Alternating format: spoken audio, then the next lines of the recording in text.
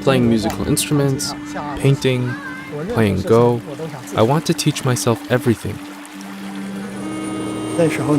Young and full of life, I felt that I could do anything.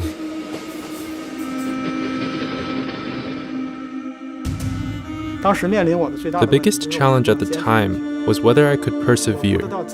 I didn't know how long I would be detained, what kind of persecution I would suffer, and what would happen after I started the hunger strike. At that time, I could wrap my waist with my hands.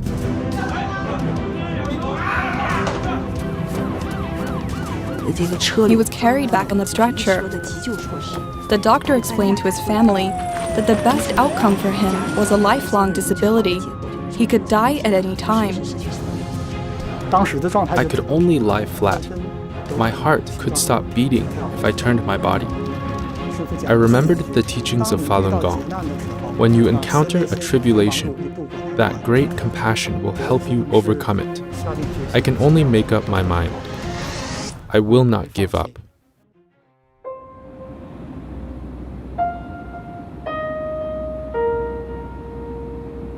The past 20 years has been a process of starting over again and again.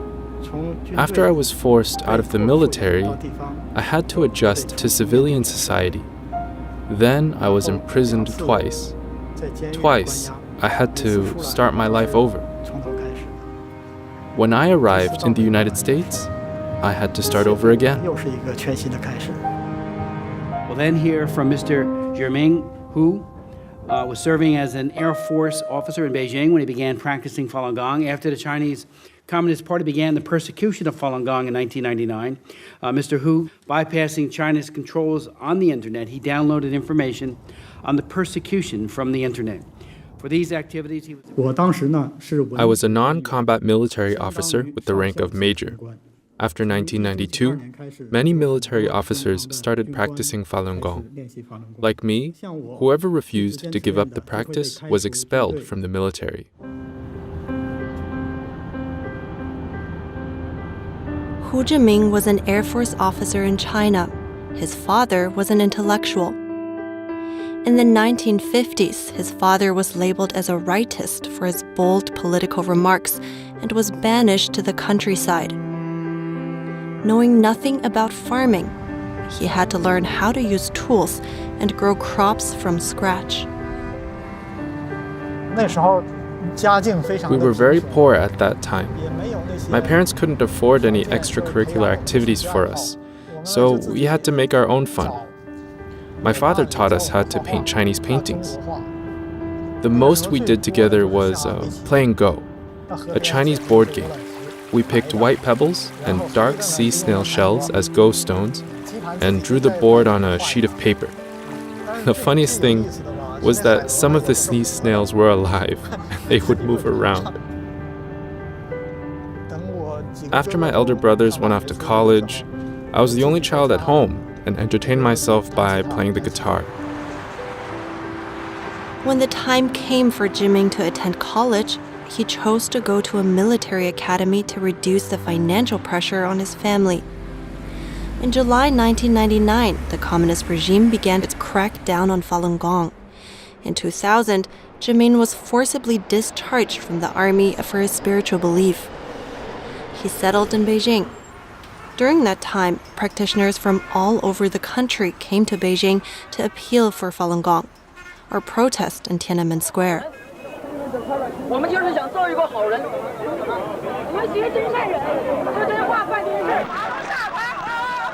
Since the communist regime banned hotels in Beijing from hosting Falun Gong practitioners, Zhiming's apartment became a temporary dwelling for many of them. During that time, his small apartment was packed with 12 people every night.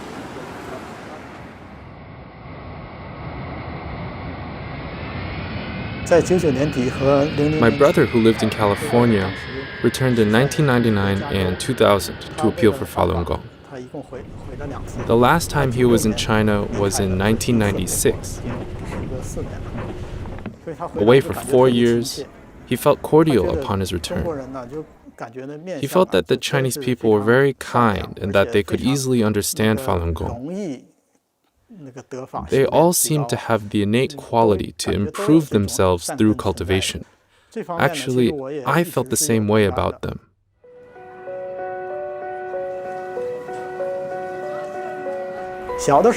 When I was a child, I felt that people were nice and simple. But during college and later in the workplace, I felt that the relationships among people became more and more stressful. I felt that I had a responsibility to help people improve their morality somehow, especially after I started practicing Falun Gong. I believed that Falun Gong would fundamentally change people for the better, so I was so ardent to tell as many people as I could about the practice.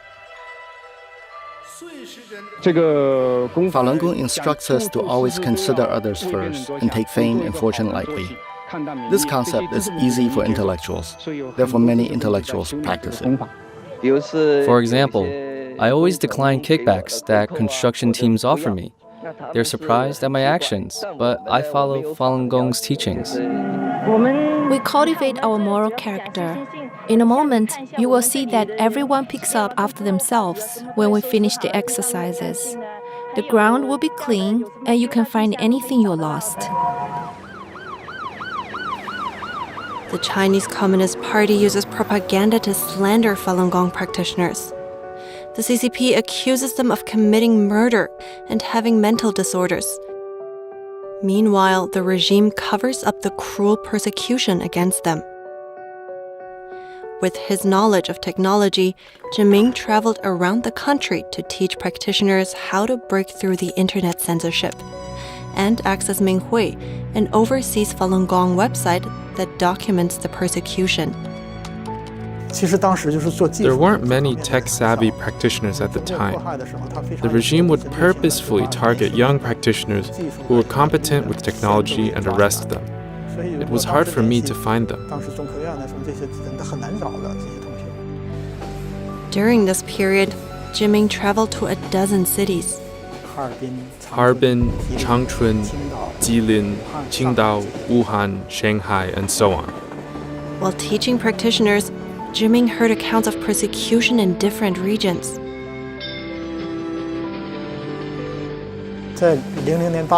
In August 2000, I went to Jilin City.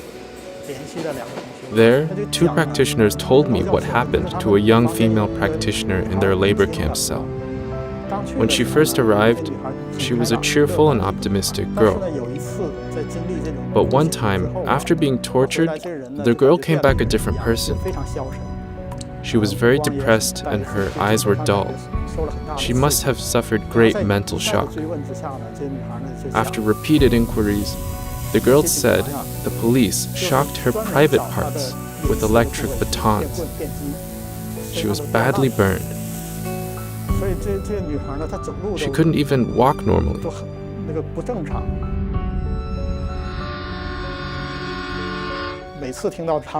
Every time I heard about the persecution they suffered, it was a shock to my heart. I felt I should do more to help them. In October 2000, Zhiming arrived in Shanghai. He didn't know that the practitioner he'd contacted was being followed by the secret police. On the night of October 4th, the police broke into his hotel room.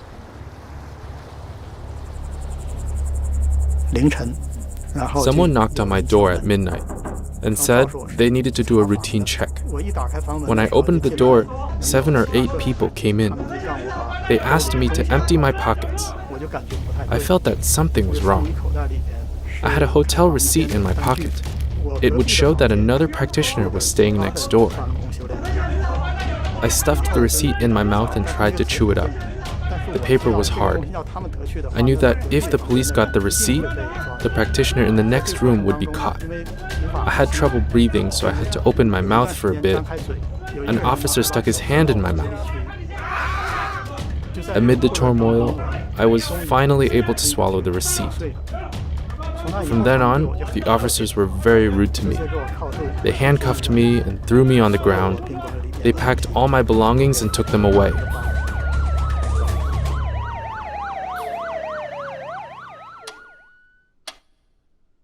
When a case like this came up, police officers would try to make it a big deal. The bigger it is, the better chance they have of getting a promotion. They wanted to make it a foreign collusion case. They interrogated me every night from 6 p.m. to 6 a.m. for about 3 weeks. Feeling that there was little chance in getting what they wanted, they changed their approach. I was sentenced to 4 years in prison for teaching others how to access the Minghui website.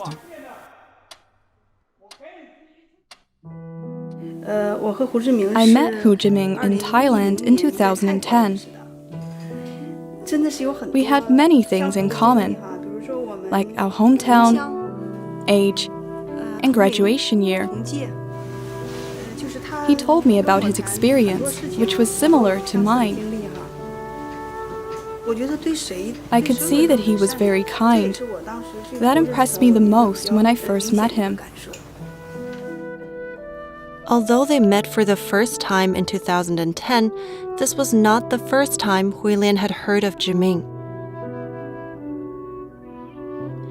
When she was still in mainland China, Huilian learned about Jiming's persecution from Minghui. At the time, Huilian was also being persecuted for her beliefs in Falun Gong.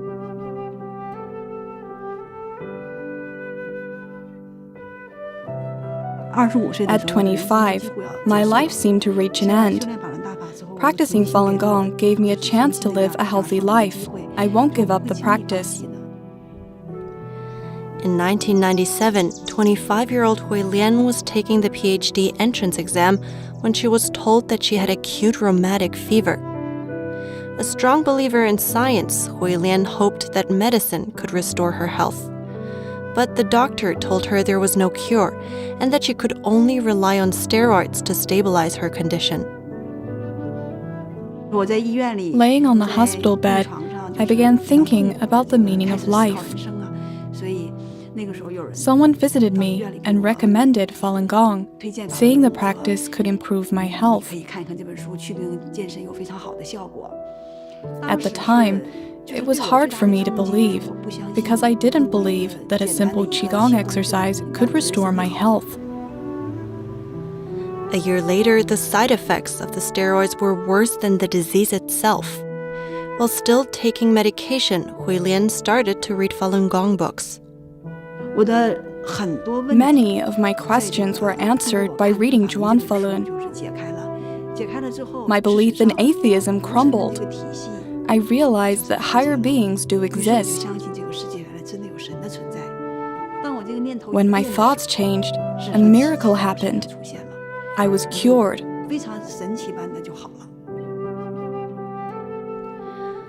It was 13 years later that Huilian and her future husband met. She was surprised to find that although their paths had never crossed, they were on a similar life journey.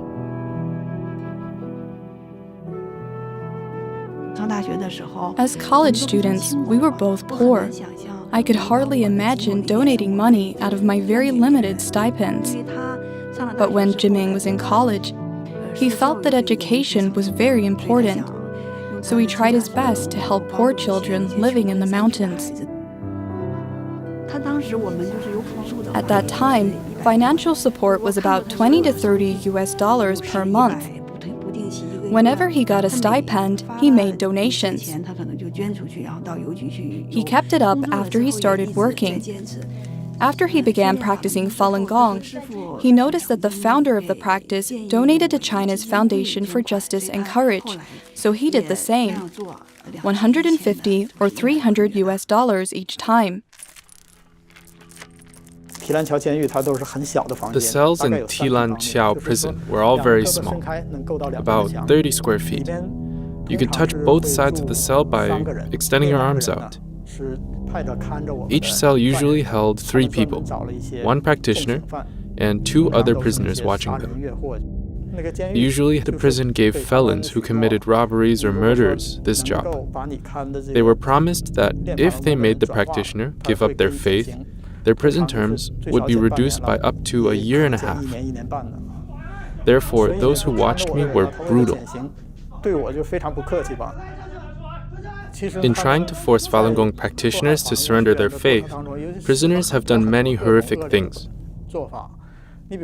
For example, when cutting the practitioner's hair, they would push the hair clipper directly into their scalp. The blades would leave rows of bloody scratches.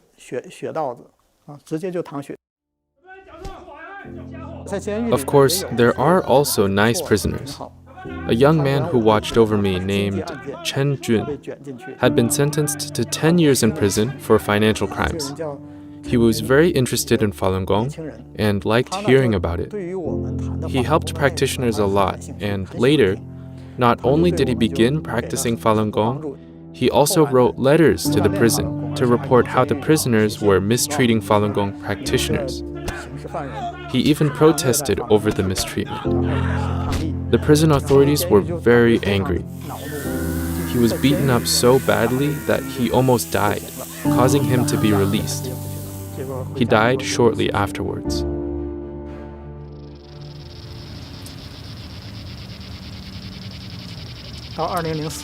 In 2004, when I had almost completed my 4-year sentence, the prison authorities deprived me of sleep for my final 2 months in prison.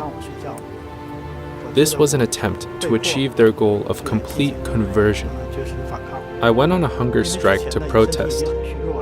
Since I was very weak, I went into a coma shortly after.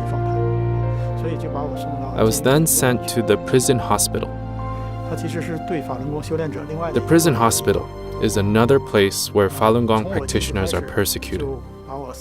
As soon as I arrived, my limbs were stretched out and tied tightly to a bed. I couldn't move at all. I was given an IV and force-fed. I don't know what kind of fluid was put into my body, but during each 2-hour infusion, I had an excruciating headache. My body's reaction became more and more severe, and I started vomiting greenish-yellow vomit everywhere. I felt horrible.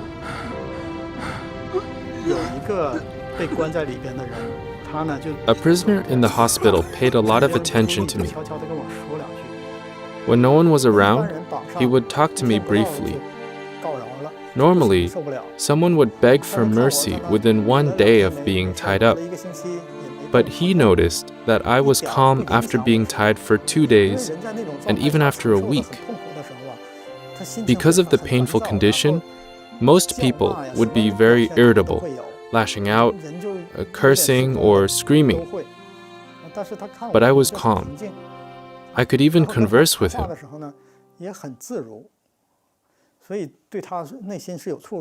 He was quite touched by this and wished to know how I was so tranquil.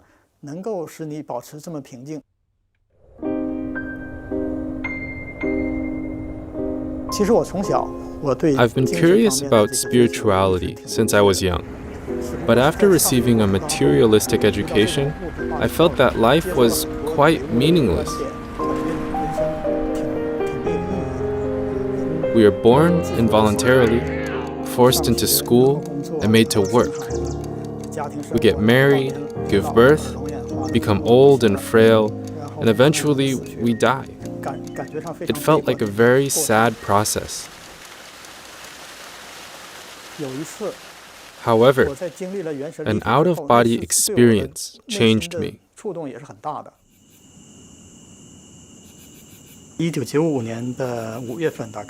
It was around May 1995. I was in graduate school when one night, after I laid down, my spirit flew out and floated in the air, looking at my body on the bed. I couldn't move my body. At that moment, I wondered if I was dying. My first reaction was fear, but I thought that I hadn't done anything wrong. I shouldn't die so young. I wanted to get back into my body. With that thought, my consciousness returned to my body, and I could move again.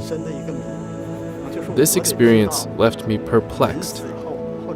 I needed to know where we go after death and what kind of existence it would be.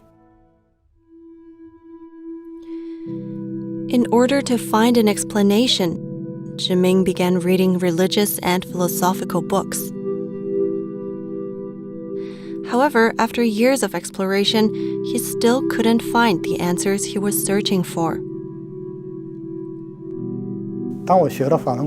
After I started learning Falun Gong, the concept became very clear to me. A human being with worldly thoughts cannot understand the meaning of life. However, during the path of cultivation, he can improve himself constantly. Through this process, he will gradually understand the meaning of life. The path of self-improvement is there for us to take. When we truly improve and reach a higher spiritual realm, we will understand our life's purpose.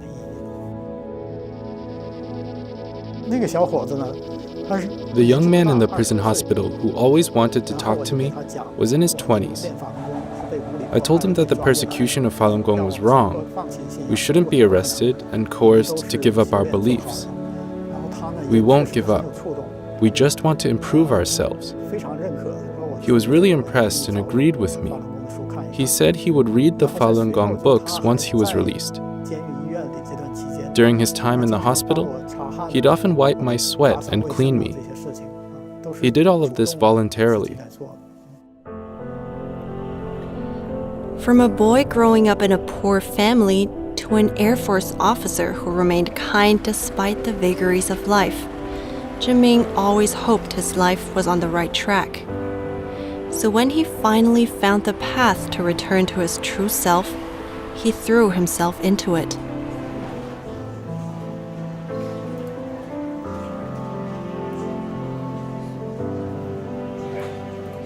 After being on a hunger and water strike for over 1 month, Zhiming was released from prison in 2004.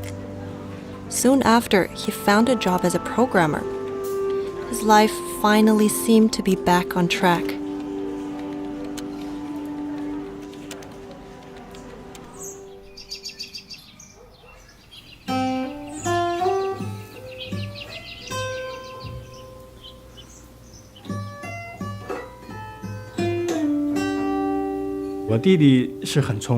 My brother is very smart. He learned a lot of things by himself. After 4 years of imprisonment, his health got very bad, and I worried about him.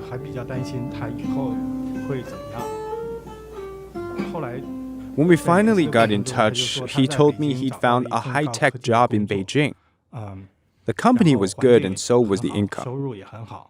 He was ready to start over, and I was really happy for him.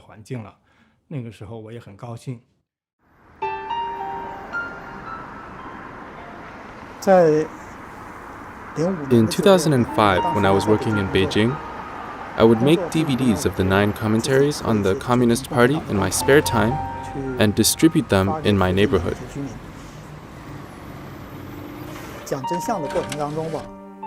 The people I encountered had various reactions. While some accepted my brochures and discs, many did not. Some were very hostile and reported me. I couldn't predict how people would react to my distributing the materials, so I just did as much as I could.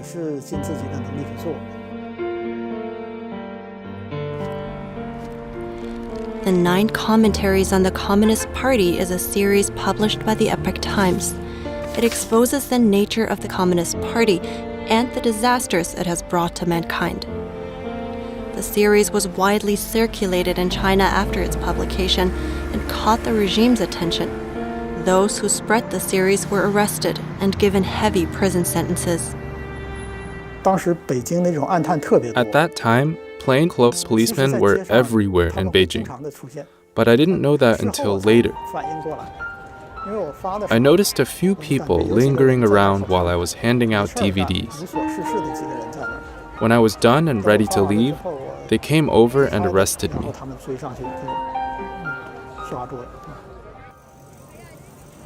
For distributing the 9 commentaries, Jiming was sentenced to another 4 years in prison. I spent the first few months of my second imprisonment adjusting myself, reflecting on why this happened and what I should do in the future. After much consideration, I decided the most effective thing to do was to go on a hunger strike. I wanted to make a clear statement that I'm resisting this persecution. I could also meet with more people like doctors, nurses, prison guards, and other prisoners. I was suffering a lot, but I remained calm and rational. I thought, this will impress the people I meet, since they won't be able to achieve such a calm state in the same circumstance. Therefore, they will be willing to listen to what I wish to tell them. But no matter what, it would be a difficult decision. I didn't know what it would be like down the line or how long I could hold out. At the beginning, not drinking water was hard to tolerate. My thirst drove me crazy. I yearned for water. 3 or 4 days into my hunger strike, I swallowed a mouthful of water one morning while brushing my teeth. It tasted very sweet, but I soon regretted it. I read a book about Xuan Zang, a monk in the Tang dynasty. During his journey to India to obtain Buddhist sutras, he accidentally spilt his water in the desert. He thought, I have no water in this endless desert. I should turn around and go back. While walking back, he felt what he was doing was wrong, so he turned back around and continued his journey. He then vowed not to return until he got the true scriptures. I think that those who truly seek the Dharma or the Tao should have the same determination when encountering tribulations. My desire to eat and drink lasted almost half a year. The whole process was quite unbearable. Every week or so, the skin on my lips would scab and peel. This was part of the pain I had to endure. I also had to resist the temptation to eat and drink. After 6 months, my cravings gradually stopped. I was fine and I didn't think about it anymore.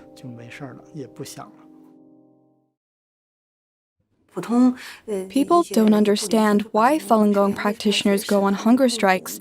If it's so painful, why don't you just eat and be done with it? The way I see it is that Falun Gong practitioners will suffer in detention whether they eat or not.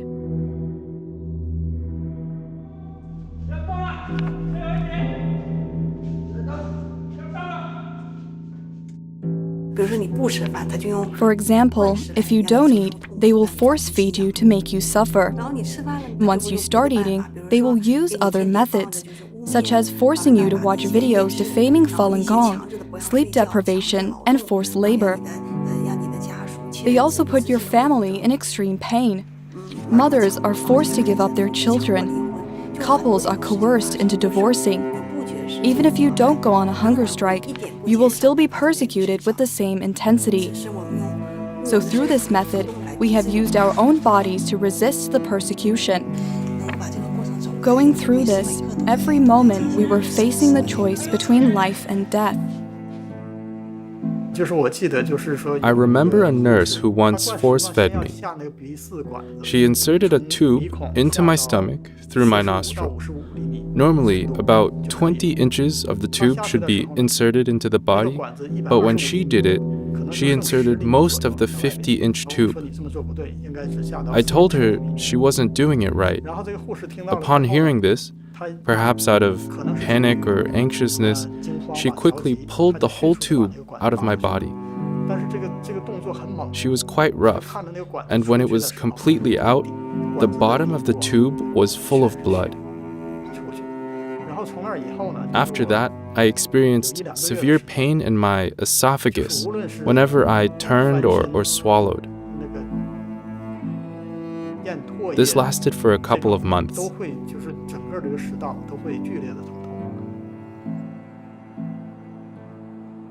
One of the biggest challenges during that time was how to deal with the people inflicting pain on me. Whenever I encountered such a situation, I always thought of Jesus when he was crucified. Looking at the people who were crucifying him, he said, "Forgive them, for they do not know what they are doing."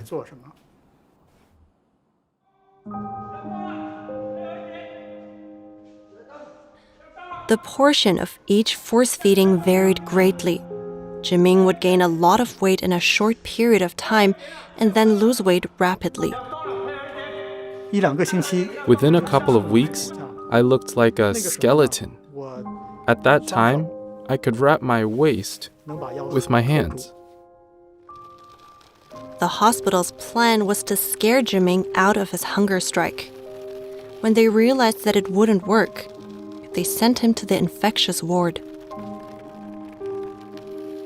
The ward housed patients with infectious diseases such as tuberculosis, hepatitis, etc. I didn't think much about it. I thought I would be fine. I just need to maintain my state. And indeed, I was never infected. Jiming was extremely weak. The hospital required nurses to check if he was alive every 2 hours. Once I made up my mind to counter the persecution with a hunger strike, all other thoughts and distractions were gone. But my physical suffering was enormous, so I often recited Falun Gong scriptures to resist the pain, like this poem. A great enlightened one fears no hardship. Having forged an adamantine will, free of attachment to living or dying, he walks the path of far rectification, confident and poised.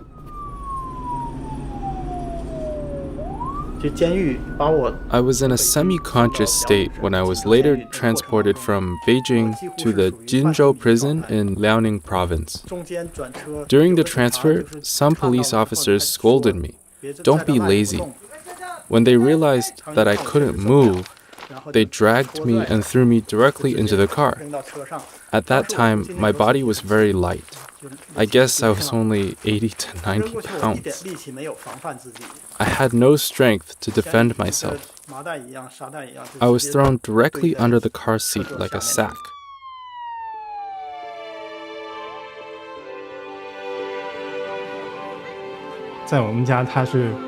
He's the youngest of us 4 brothers, so we tended to protect him when we were growing up.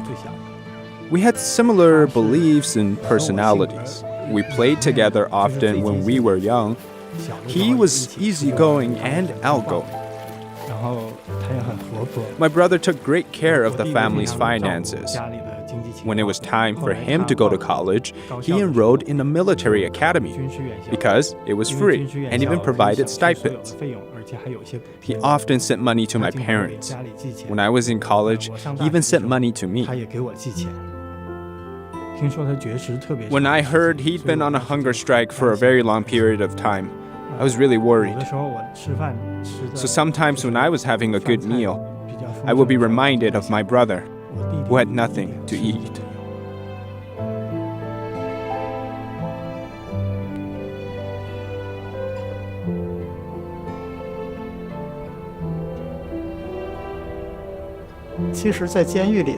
While in prison, I felt that even under the high pressure of the Chinese Communist Party, many people still had kind hearts. This is the reason practitioners try to clarify the truth about Falun Gong and tell them about the CCP's persecution.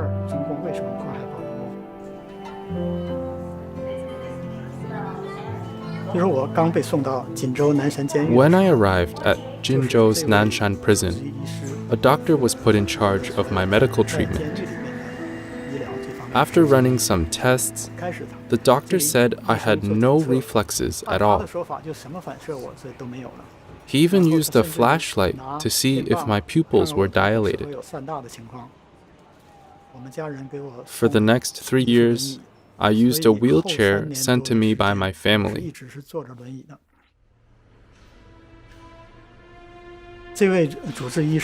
This doctor was touched by practitioners' determination to safeguard our faith. Seeing our sacrifices, he felt obligated to help me. He would often spend his own money to give me additional nutrition. He bought vegetables and asked the staff to squeeze the juice to mix with my liquid food. From his actions, I knew he was very kind. I told him the truth about Falun Gong and the persecution.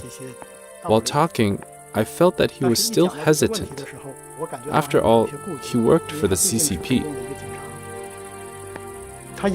He once told me, "I don't know much about the teachings of Falun Gong, but I know that some terminally ill people in our community recovered because of practicing it. That I know." Not all Falun Gong practitioners are lucky enough to meet such a kind doctor. Several practitioners in the same prison as Jiming were serving sentences of more than 10 years. All were suffering from different degrees of abuse. Although still on hunger strike, Jiming's health began to improve under the care of the doctor. His state was much better than during his hunger strike in Beijing. However, an unexpected event put him in danger once again.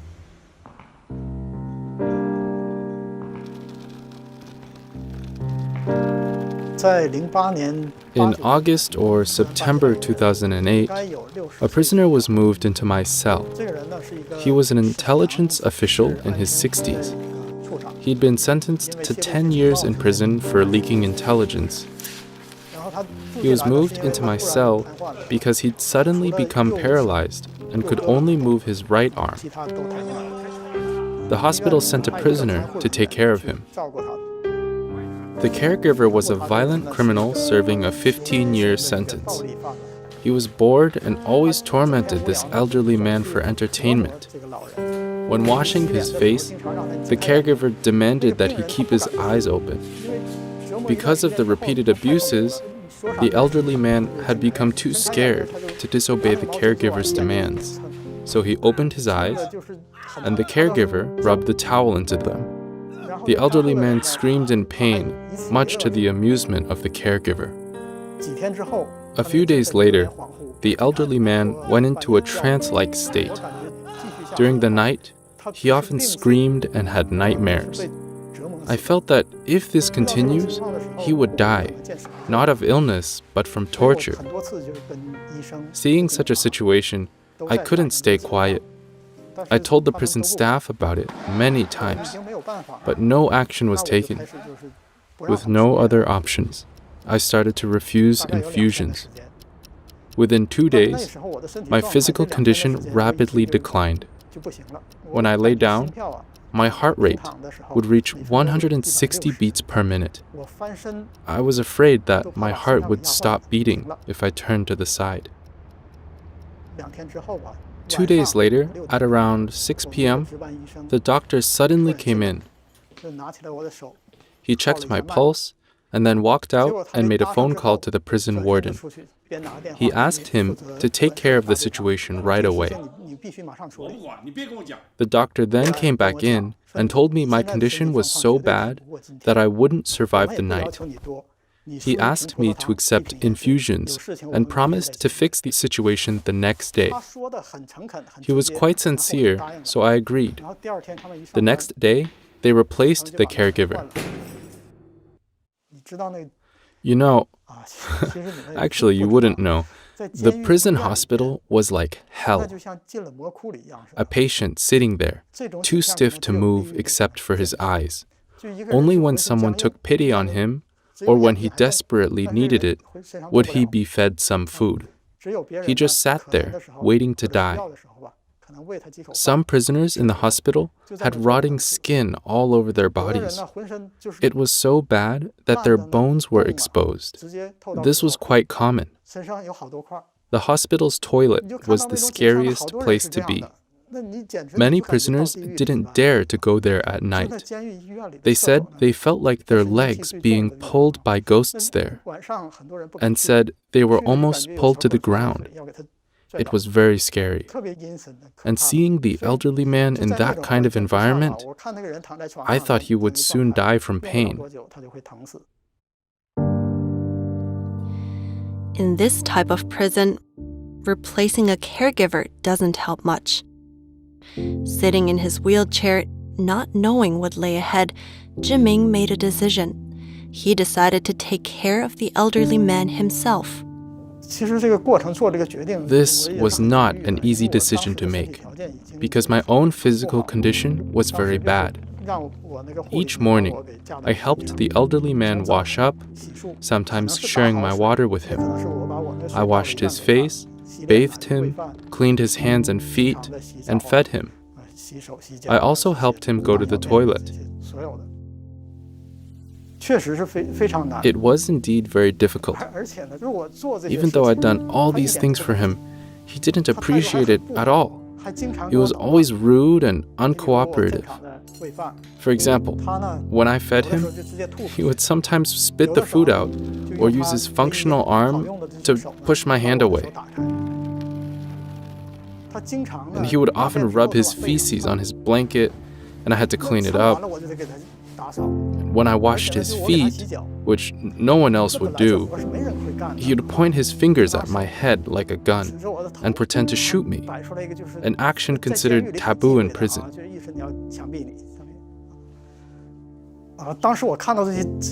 This made me feel terrible. Humans have emotional impulses, but when I feel those, I try to calm myself down. I remembered the teachings of Falun Gong.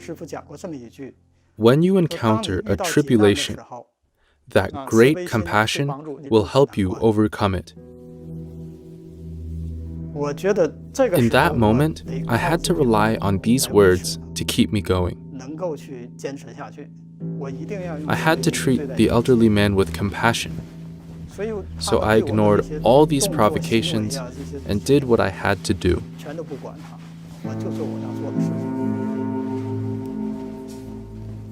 In fact, during that period, I didn't know how long I could last. I didn't know what my future would be like. I just did what I was supposed to do according to Falun Gong's principles.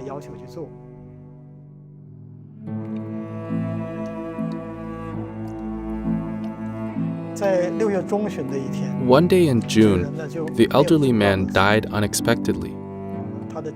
His family came to the prison. They were quite touched that despite such poor conditions, their loved one, who'd been paralyzed for 6 months, had no bed sores. Even his old wounds were healed. The doctor said that in all his years of working in prison, he'd never seen a paralyzed patient without bed sores.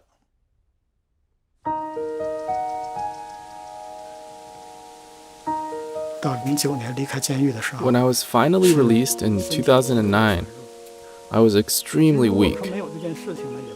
If it weren't for looking after the elderly man, I wouldn't have been so frail. I felt I had exhausted my strength.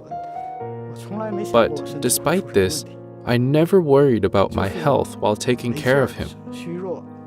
I was weak and suffered occasional heart pain, stomach aches, and other discomforts, but I never had any fear that I had serious health issues.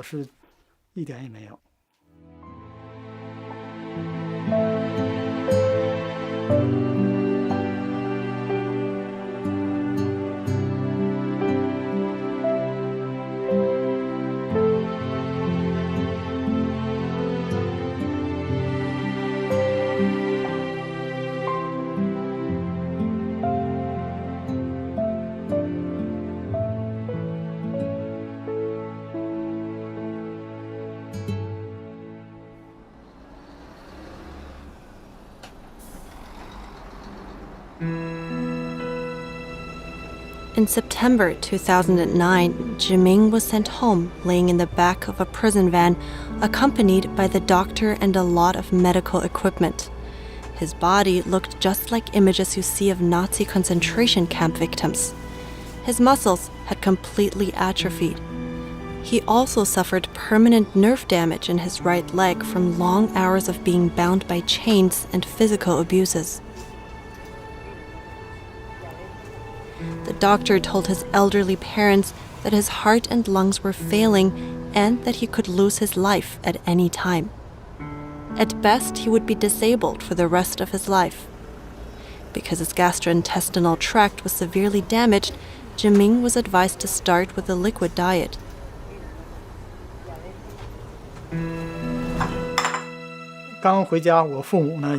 When I got home, my parents were so happy. My father boiled 2 eggs for me. But when they were brought to me, I had a moment of hesitation. I've been told that eggs were difficult to digest, but my parents made them for me, so it wouldn't be good if I didn't eat them. I told myself, don't worry too much, and ate the eggs. After eating, I didn't have any discomfort. Since then, I've been able to eat normally. I was surprised. My 4-year hunger strike didn't appear to have any effect on my digestive system. After regaining my freedom, I resumed practicing the Falun Gong exercises every day and studying the teachings. I started to recover. Thinking back, I feel that the exercises played a great role in my recovery. My muscle atrophy and nerve damage was eventually healed. During my recovery, a guest came to my home. I tried to stand up, but I immediately fell backwards. My feet were in a straight line with my legs. I couldn't bend my ankles. If I forced myself to stand, my tendons would break. So I had to gradually stretch them back to normal. Pretend this is the bed. I would hold onto the edge of the bed, standing on my toes like this, then push my heels down gradually. I had to learn to walk again like a baby. It was very painful at the beginning because my leg muscles were all gone. Since I couldn't bend my legs, I could only inch backwards. Gradually, I stretched my tendons back to normal. Eventually, I was able to walk again. What did the doctor mean when he said that Jiming could die at any time and that the best outcome would be a lifelong disability? He meant that the best scenario was a leg disability. However, his failing heart and lungs could take his life. He had lost the normal feeling of hunger, and if he didn't eat, he would have chest pain. Little by little, his internal organs began recovering. He was getting better and better. At first, he had a lot of pain in his feet. After regaining the ability to walk, he was still in a lot of pain. Gradually, his discomfort shrank, and he only felt pain in his toes. Then one day, he said his toes didn't hurt anymore. As he kept practicing Falun Gong, he was healed. I think it's a miracle.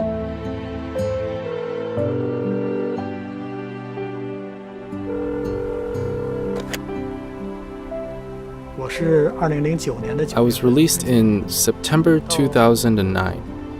In December, when I was able to walk normally again, I called the prison doctor. He was very happy to receive my call. He was shocked by my recovery and repeatedly thanked me.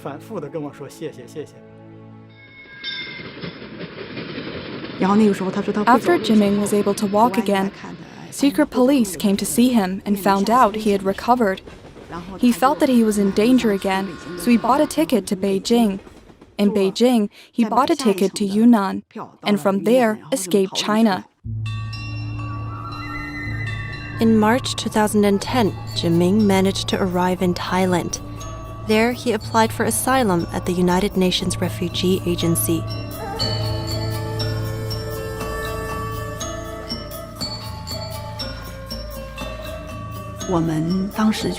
After meeting in Thailand, we visited a famous tourist attraction to clarify the truth about the persecution. Many Chinese tourists would go there. Zhiming would go there every day with a handmade poster board. There were many practitioners there. Usually, we took shifts for a few hours each, since it was really hot. One day, for some reason, no one came to relieve Zhiming after his shift. There were so many Chinese tourists, and Zhiming didn't want them to miss the chance to learn the truth, so he stayed. He held up the poster board for about 8 hours. He had just fled to Thailand, and his health was still fragile. Sometimes he still experienced pains in his heart, feet, and stomach. If it were me, I wouldn't have been able to hold on for 8 hours. Yet he stayed.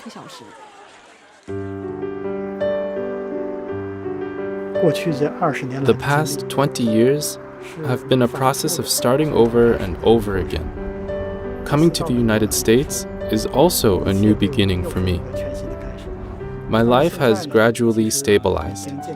After all, in this free society, I can continue to perform to the best of my ability and not have to start from scratch abruptly like I had to before.